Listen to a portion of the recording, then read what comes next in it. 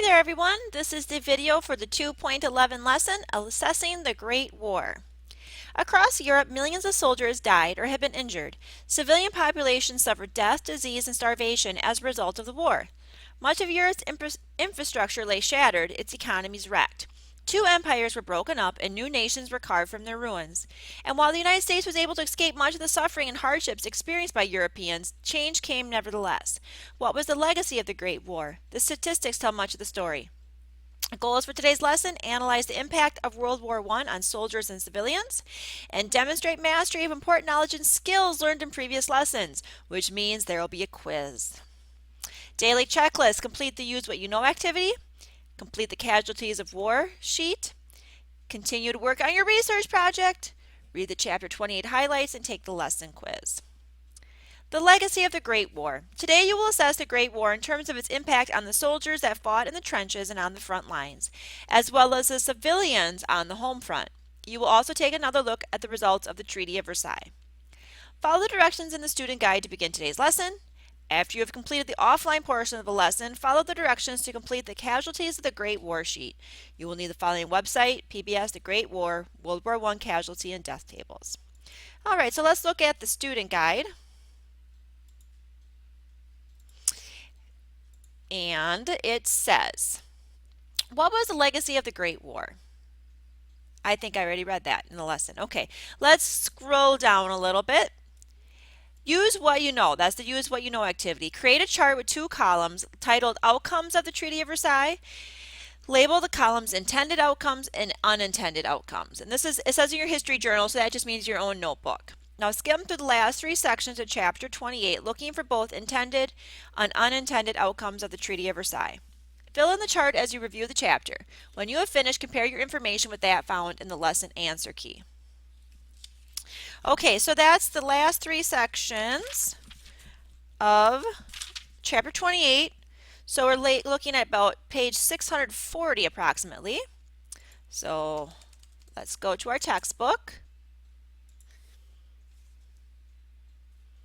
And here we go. We have the big four there, the Treaty of Versailles. So we're looking for intended and unintended consequences.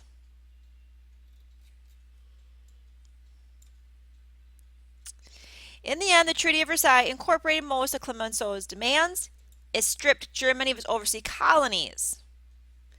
It incorporated a war guilt clause blaming Germany. Finally required that Germany pay the Allies reparations, huge financial payments to cover the cost of war. So those were all intended consequences, things that they wanted to have happen. Unintended consequences, well, continuing with intended consequences, creation of a number of new nations, most notably in Central Europe.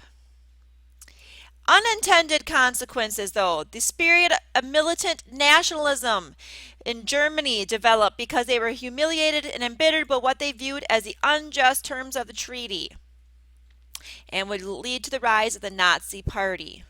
Also, another unintended consequence: the United States returned to isolationism. They did not want to be involved in such an event again. Let's check our answers then with the lesson answer key. See if we can compare it all. So this is what they have in the lesson answer key. Germany was stripped of its overseas colonies. Germany was blamed for starting the conflict. Germany was required to pay reparations to the Allies. The League of Nations was created. I skipped that one. Small nations were to be respected. I didn't go through that one either. And the Austro-Hungarian Empire was divided up into four new nations. And that was something that we talked about in there as well. Unintended: militant nationalism began to grow stronger in Germany. Many Germans felt embittered and humiliated by the treaty and dreamed of revenge against the Allies.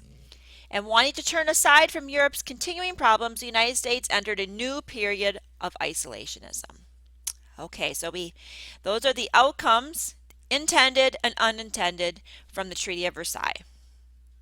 All right, let's go back to our lesson. Now the next thing, here's the student guide. Now we have to look at the casualties of the Great War. And it's asking us to make a circle graph. And you can certainly, especially if you like to visualize how numbers can be represented through a graph. Go ahead and do what they're saying in the directions. Please go ahead and do that. It's not submitted, it's not for points, but it's a good visual representation if you want to do it that way. And it's hard for me to do it here through the video, so I'm just going to skip over that.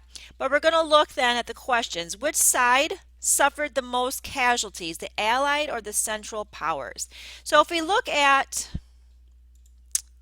oh, here it is. This is just representing all the military casualties. And we have the Allied powers are the green, the Central Powers in that brownish color. We see Russia certainly had the highest number of wounded and probably, yep, the highest number of killed as well. But let's look at the PBS site before we get too much further ahead of ourselves. All right, here we go. One way to understand the violence and slaughter that occurred in the Great War is to examine the number of casualties and deaths. Exact figures are still in dispute because of different definitions used in each category, the questionable accuracy of the recording system used, and the loss or destruction of a number of official documents. The data in the tables below reflect numbers from several sources and are consistent with most experts' current estimates. So if we look at total casualties, we have Allied and associated powers, and Allied, that should be Central Powers. And this, I wouldn't it, but Germany, Austria, Hungary, Turkey, Bulgaria, that would be the Central Powers. Okay, but if we look at the total casualties here from the Allied, it would be about 22 million. If we look at the casualties for the Central, about 15 million. For a grand total of 37 million people approximately. So let's go back to our sheet. Which side suffered the most casualties? The Allied powers. Which country suffered the most casualties? Okay, looking at the most casualties, Russia, about 9 million. Can anybody top that? Germany is close with 7 million, Austria-Hungary with 7 million, but certainly Russia, I guess if you can't really say they won that, but they went out and having the most casualties. Which country suffered more than 1 million casualties each? And it says British Empire, France, Italy, Russia, Germany, Austria, Hungary. Let's check that out, see if that's what we can also find. Russia, British Empire at 3 million, France at 6, Italy at 2, Germany 7, Austria-Hungary 7 are all listed there. Although virtually all the fighting on the Western Front occurred in France and Belgium, France suffered a much greater number of casualties than Belgium. What could account for this? And like it says here, answers may vary, but the most obvious answer is that Belgium was a smaller country with a considerably smaller population. Just fewer people to account for. The United States mobilized just over 4 million forces. Serbia mobilized 707,343, less than 1/4 of the United States. Yet both countries suffered about the same amount of casualties. Okay, let's look at that. Serbia, yep, that was their casualties. And here's the United States. So very similar. Just very small difference between the two. Remember though, the United States only was involved, where we go? Here we go. Just trying to find the right thing. Answers may vary. Students may suggest United States forces had better training, equipment, and leaders. Serbian forces were involved in the war from the beginning, 1914, while the United States did not enter until 15 months before the armistice in 1917. That was the most obvious answer. The United States just wasn't involved as long, and they had better equipment. What was the total number of casualties on both sides? If you added up the grand total, right there, 37,466,904. Wait a minute. It's slightly different.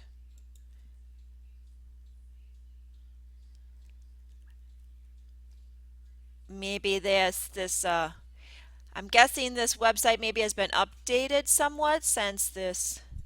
It's not a big difference, but a little bit of a difference. And then lastly, the PBS table. Oh, I was supposed to be looking at that from the graph on the. Okay. Never mind. I think we're good. I think we're good. Hang in there, kids. Okay, last questions. Russia had the highest number of casualties, but there was another country in which the casualty rate was higher. The casualty rate. What was this country?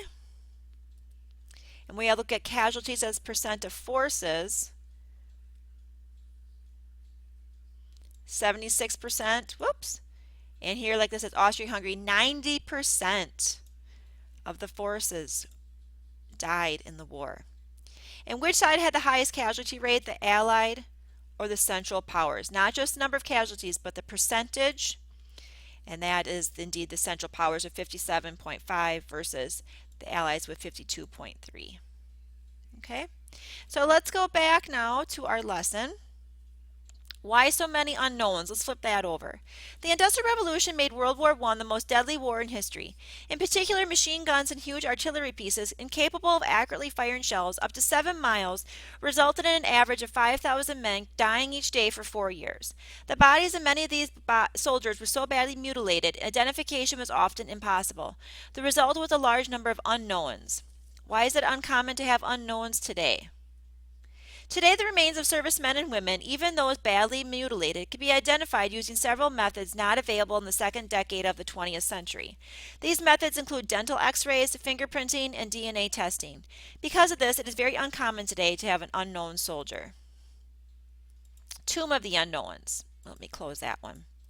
The Tomb of Unknowns is located near the center of Arlington National Cemetery in Arlington, Virginia. It is also known as the Tomb of the Unknown Soldier. The tomb contains unidentified remains of American soldiers from World War I and II and the Korean War. On Memorial Day 1921, a highly decorated U.S. veteran of the Great War selected one of 4 caskets containing unknowns exhumed from the American cemeteries in France. This unknown soldier was transported to the United States, where he laid in state at the Capitol until Armistice Day, November 11th, after which he was interred at the Memorial Amphitheater at Arlington National Cemetery. All right, the lesson highlight or chapter highlights, 2 pages of them. By 1900, Europe faced an uneasy peace resulting from imperial expansion, military buildups, nationalism, and system of alliances. Archduke Franz Ferdinand's assassination in the Balkans lit the powder keg of Europe and started the First World War. With a traditionally isolationist foreign policy, the United States declared neutrality at the start of the war. Germany's unrestricted submarine warfare and its overture to Mexico, which was the Zimmerman telegram, as well as American economic and cultural interests, eventually drew the United States into the war on the side of the Allies. Congress passed the Selective Service Act, which called for the draft of military-aged men. Women and African Americans filled much of the labor shortage created by the mobilization of over 4 million men. The First World War saw a dramatic expansion of the power of the federal government to regulate the economy and to influence private lives. The Committee on Public Information sought to rally support for the war, but fostered prejudice and suspicion of everyone and everything not American.